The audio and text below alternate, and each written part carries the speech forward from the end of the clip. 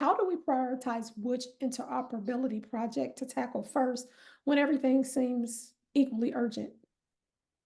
Yeah, great question. I mean, going from client to client, the priority is going to be what the client says is the priority, even if that shouldn't be the priority. But a lot of what I've seen, um, you know, it's pretty much you know, if we come in and we're assessing your projects, if you have something deadline sensitive, whether it should be deadline sensitive or not, that's what they're going to want. Say, hey, we've been working on this. This is supposed to only take 12 months, and we're on the 28th month, and it has to get done. Or we don't get funding for this anymore, or we don't get said benefit for it. Okay, that can become the priority.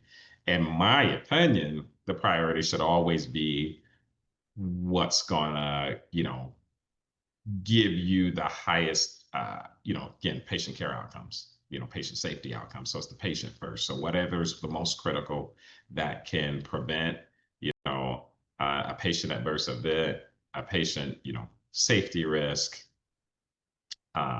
or something that's going to improve patient outcomes, which will in turn, if the patients have those, in the patient experience, if they have those great experiences at your organization, okay, they would want to, not that people want to come visit the hospital like they visit the grocery store, but hey, if I do have to come back, hey, I'm coming to this organization because, they invested into their infrastructure and into their staff and their resources and, you know, um, you know, and it made me have a positive experience, right? So yes, patients should be the number one, but then I would say number one A, of course, is going to be, as at least for the commercial and private sector, it's going to be the revenue based projects. The projects can say, hey, if we complete this project, this is going to yield us an extra 1 million, 2 million, 5 million, 10 million a year, or this is going to save us an extra 10 million a year, 15 million.